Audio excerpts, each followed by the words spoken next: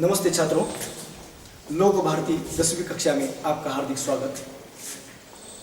10वीं कक्षा के कृति पत्र में प्रश्न क्रमांक 4 यह व्याकरण का प्रश्न होता है। कुल मिलकर 14 अंकों के लिए व्याकरण पूछा जाता है। उसमें से आज हम शब्द भेद, शब्द किसे कहा जाता है, शब्द भेद के कौन कौन से प्रकार है, इसके बारे में आज हम जानकारी लेंगे। तो सबसे पहले हमें शब्द किसे कहा जाता है। तो शब्द सार्थक अक्षर समूह या वर्ण समूह को शब्द कहा जाता है। फिर से और एक बार परिभाषा, वर्णों के सार्थक समूह को शब्द कहा जाता है। जैसे कमल, किताब, पानी, ये शब्द है।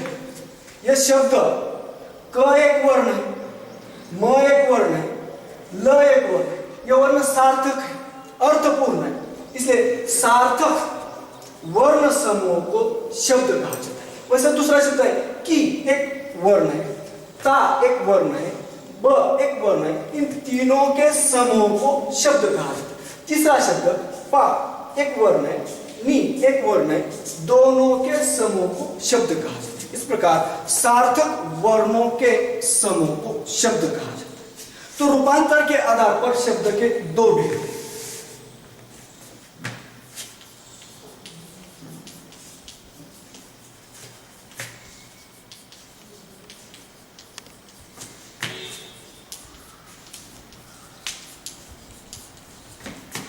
दो है।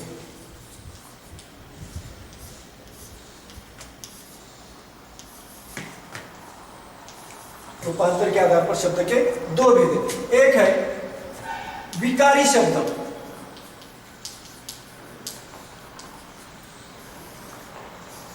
और दूसरा है अविकारी शब्द।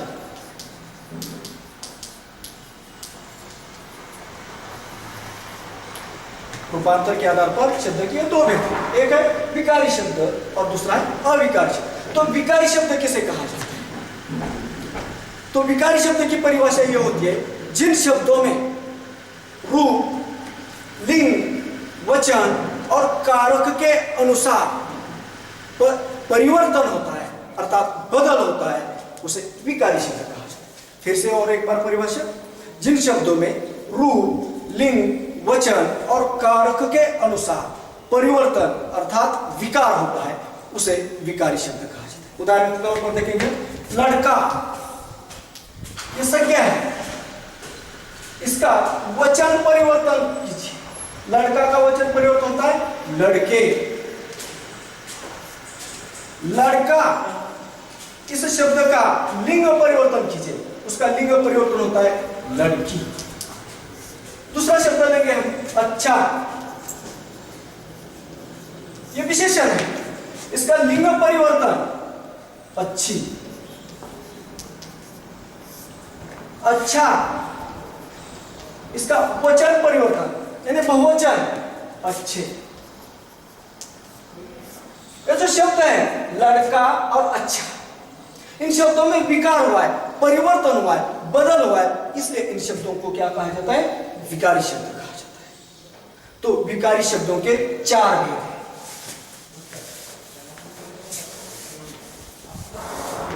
विकारी शब्द के भेद,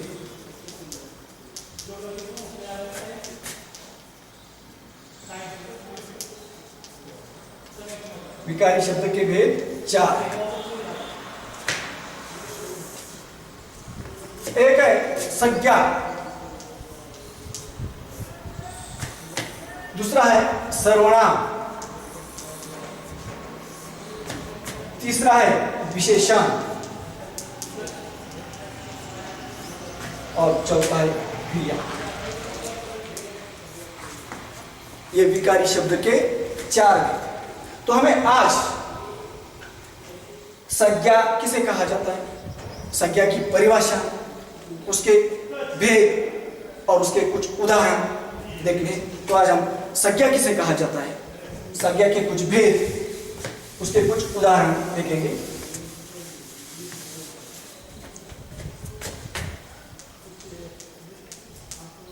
संज्ञा। मराठी में संज्ञा को नाम कहा जाता है, अंग्रेजी में उसे नाउन कहा जाता है और हिंदी में उसे संज्ञा कहा जाता है। तो संज्ञा की परिभाषा, संज्ञा किसे कहा जाता है? तो किसी व्यक्ति, वस्तु, प्राणी या स्थान का बोध करने वाले विकारी शब्द को संज्ञा कहा जाता है। फिर से और एक बार परिभाषा, किसी व्यक्ति, वस्तु, प्राणी या स्थान का बोध करने वाले विकारी शब्दों को संज्ञा कहा जाता है। उदाहरण के तौर पर जैसे भारत महान देश। दूसरा उदाहरण, नेहा अच्छी लड़की।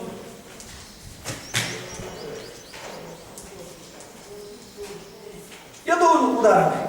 तो पहले उदाहरण में भारत और देश, ये दोनों शब्द किसी स्थान का बोध कराते हैं। पहले उदाहरण में भारत और देश, ये दोनों शब्द किसका बोध कराते हैं? स्थान का बोध कराते हैं। और दूसरे उदाहरण में नेहा, ये शब्द किसी विशेष लड़की का बोध कराता है। इसलिए इस उदाहरण में, दोनों उदाहरणों में आए हुए भारत, देश और नेहा, ये तीनों शब्द क्या है? संज्ञा है। तो संज्ञा के कुल 5 भेद हैं। संज्ञा के भेद,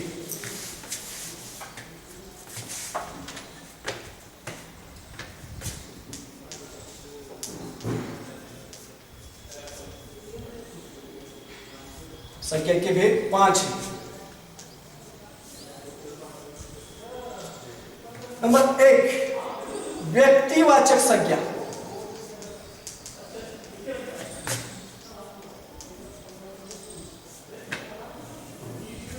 नंबर 2, जातिवाचक संज्ञा।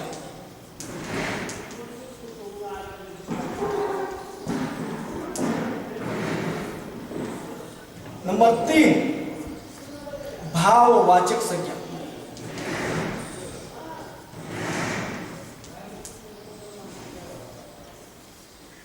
नंबर 4,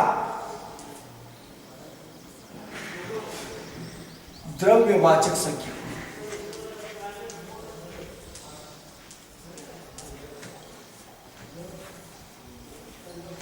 और नंबर 5, समूहवाचक संज्ञा।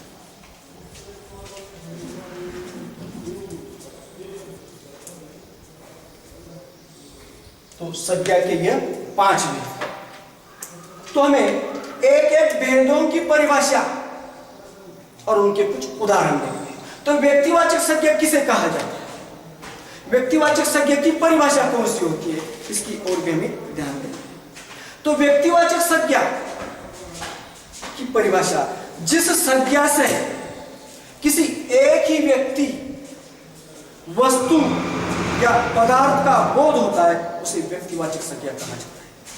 परिभाषा और एक बार, जिस संज्ञा से किसी एक ही व्यक्ति, वस्तु, पदार्थ का बोध होता है, उसे व्यक्तिवाचक संज्ञा कहा जाता है। उदाहरण के तौर पर देखिए, तो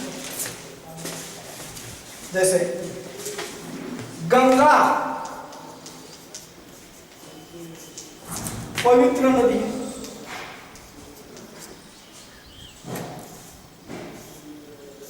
ये उदाहरण। दूसरा उदाहरण, सुरेंद्र अच्छा लड़का है।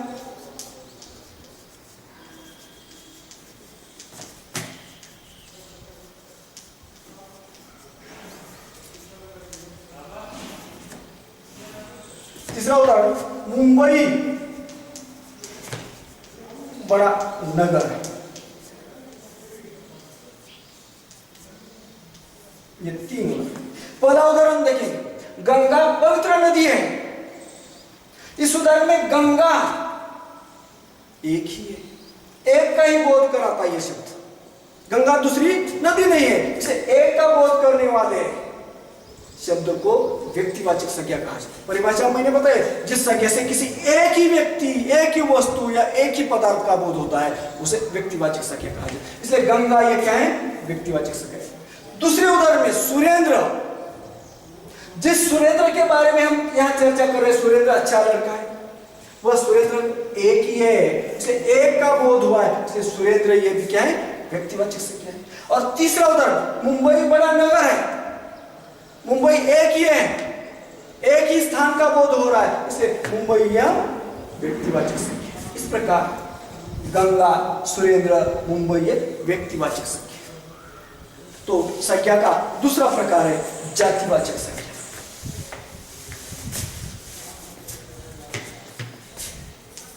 जातिवाचक संज्ञा। तो जातिवाचक संज्ञा की भी परिभाषा होती है, जैसे व्यक्तिवाचक संज्ञा की परिभाषा मैंने बताई है, ठीक उसी प्रकार जातिवाचक संज्ञा की भी परिभाषा हो सकती है। तो जातिवाचक संज्ञा की परिभाषा, जिस संज्ञा से किसी जाति के संपूर्ण पदार्थ और व्यक्तियों का बोध होता है, उसे जातिवाचक संज्ञा कहा जाता है। और एक बार परिभाषा, जिस संज्ञा से किसी जाति के संपूर्ण पदार्थों और व्यक्तियों का बोध होता है, उसे जातिवाचक संज्ञा कहा जाता है। उदाहरण के तौर पर देखेंगे, हिमालय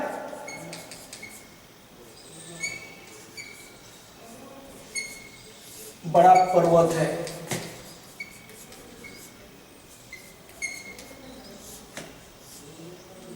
दूसरा उदाहरण, भारत विशाल देश है,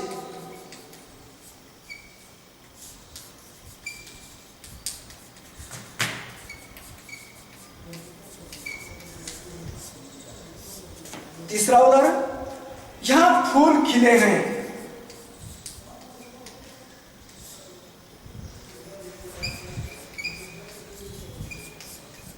खिले हैं। ये तीन उदाहरण है। तो मैंने जातिवाचक संज्ञा की परिभाषा बताई है, जिस संज्ञा से किसी जाति के संपूर्ण पदार्थों और व्यक्तियों का बोध होता है, उसे जातिवाचक संज्ञा कहा जाता है। संपूर्ण, पहला उदाहरण, हिमालय बड़ा पर्वत है, तो हिमालय यह व्यक्तिवाचक संज्ञा है, एक ही है, लेकिन पर्वत अनेक है, अनेकों का बोध होता है, इसलिए पर्वत ये क्या है, जातिवाचक संज्ञा। दूसरे उदाहरण, भारत विशाल देश है, देश अनेक है, अनेकों का बोध होता है, इसलिए देश ये क्या है, जातिवाचक संज्ञा है। और तीसरे उदाहरण, यहां फूल खिले हैं, फूल अनेक हैं, संपूर्ण फूलों के बारे में जानकारी मिलती है, इसलिए ये फूल क्या है, जातिवाचक संज्ञा। इस प्रकार पर्वत, देश, फूल ये जातिवाचक संज्ञा के उदाहरण है। तीसरा संज्ञा का तीसरा भेद है भाववाचक संज्ञा।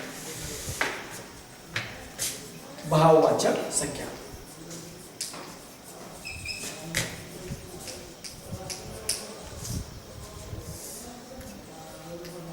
जैसे व्यक्तिवाचक संज्ञा और जातिवाचक संज्ञा की परिभाषा है, ठीक उसी प्रकार भाववाचक संज्ञा की भी परिभाषा हो सकती है। तो भाववाचक संज्ञा किसे कहा जाता है? तो जिस संज्ञा से किसी व्यक्ति, वस्तु, प्राणी या स्थान के गुण, दोष, स्वभाव का बोध होता है, उसे भाववाचक संज्ञा कहा जाता है। परिभाषा और एक बार सुनिए, जिस संज्ञा से किसी व्यक्ति, वस्तु, प्राणी या स्थान के गुण, दोष, स्वभाव का बोध होता है, उसे भाववाचक संज्ञा कहा जाता है। उदाहरण के तौर पर देखेंगे, जैसे रामधन दयालु आदमी,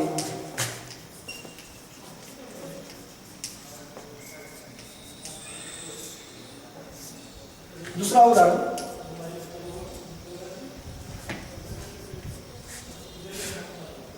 हिंदुस्तान में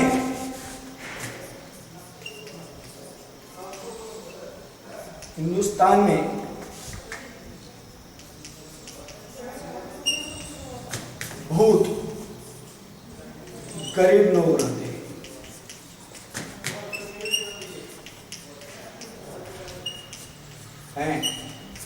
हिंदुस्तान में बहुत गरीब लोग रहते हैं। तीसरा उदाहरण, मैंने चतुराई से मित्र को बचाए।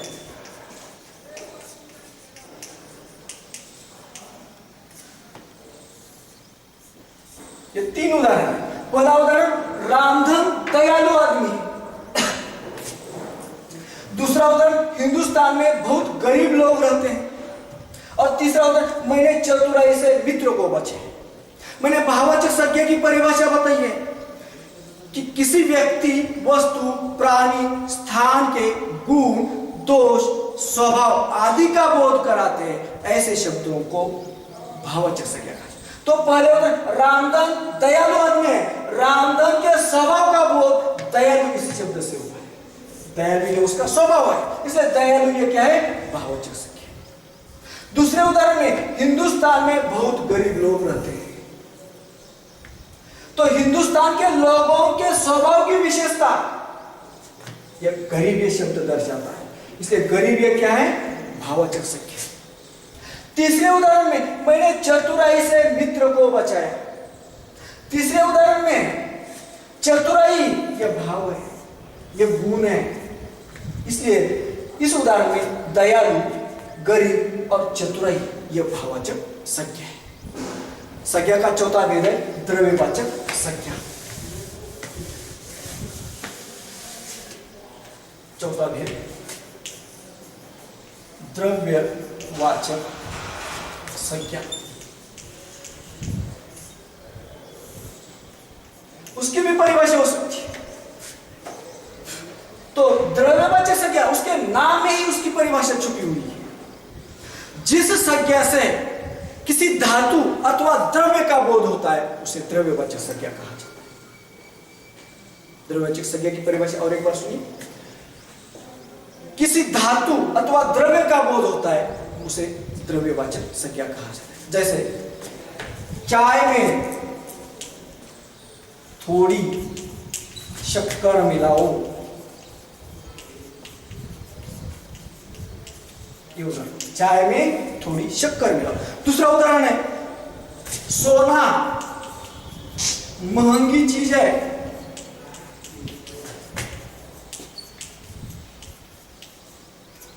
और तीसरा उदाहरण मकान बनवाने के लिए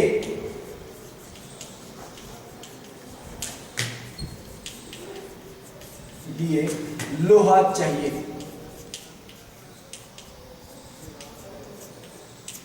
देखिए तीनों उदाहरण। पहला उदाहरण चाय में थोड़ी शक्कर मिलाओ। दूसरा उदाहरण सोना महंगी चीज है। तीसरा उदाहरण मकान बनवाने के लिए लोहा चाहिए। तो पहले उदाहरण में चाय में थोड़ी शक्कर मिलाओ। चाय यह द्रव्य है, शक्कर यह भी द्रव्य है। तो इस उदाहरण के द्वारा चाय और शक्कर यह द्रव्यवाचक संज्ञा है, इसलिए उसे द्रव्यवाचक संज्ञा कहा जाता है। दूसरे उदाहरण सोना महंगी चीज है। सोना एक धातु है, धातु का बोध होता है, इसलिए सोना ये क्या है? द्रव्यवाचक संज्ञा। तीसरा उदाहरण मकान बनवाने के लिए लोहा चाहिए। लोहा ये भी एक धातु का नाम है, इसलिए लोहा ये क्या है? द्रव्यवाचक संज्ञा। तो इस प्रकार शक्कर, चाय, सोना, लोहा ये द्रव्यवाचक संज्ञा है। इस प्रकार ये द्रव्यवाचक संज्ञा के ये तीन होते हैं। पांचवा है संज्ञा का पांचवा भेद है समूहवाचक संज्ञा।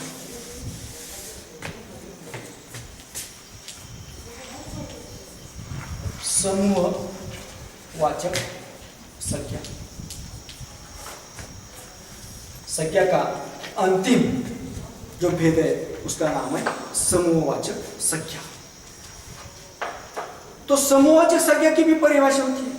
जिस संज्ञा से किसी व्यक्ति, वस्तु या प्राणी के समूह का बोध होता है उसे समूहवाचक संज्ञा कहा जाता है। और एक बार परिभाषा सुनिए। जिस संज्ञा से किसी व्यक्ति, वस्तु या प्राणी के समूह का बोध होता है उसे समूहवाचक संज्ञा कहा जाता है। उदाहरण के तौर पर देखिए, जैसे आज नरेंद्र मोदी जी की सभा होने वाली है।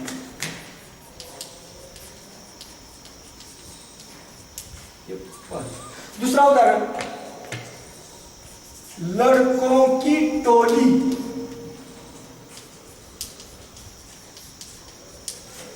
आगे बढ़ गई।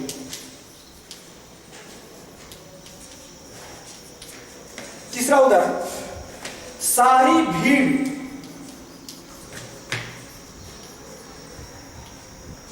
मिठाइयों पर टूट पड़ी। ये तीनों उदाहरण। पहला उदाहरण, आज नरेंद्र मोदी जी की सभा होने वाली है। इस उदाहरण में समुदाय, समूह का बोध करने वाला एक शब्द है, वह सभा। सभा में बहुत सारे लोग होते हैं, समुदाय होता है, इसलिए सभा ये क्या है, समूह अच्छे से। दूसरा उदाहरण, लड़कों की टोली आगे बढ़ गई। इस उदाहरण में टोली यानी समुदाय का बोध होता है, समूह का बोध होता है, इसलिए टोली ये क्या है, समूह अच्छे से। और तीसरा जो उदाहरण है, सारी भीड़ मिठाइयों पर टूट। भीड़ यानी ये समुदाय है, समूह का बोध होता है, इसलिए ये भीड़ ये शब्द क्या है, समूह। इस प्रकार सभा, टोली, भीड़ ये तीनों शब्द समूहवाचक संज्ञा के उदाहरण। इस प्रकार आज हमने यहाँ पर संज्ञा की परिभाषा और संज्ञा के जो 5 भेद है उसका अध्ययन किया है। बाकी का जो सर्वनाम शब्द का जो दूसरा भेद है वो सर्वनाम, उसका अध्ययन हम अगली दशक में करेंगे। धन्यवाद।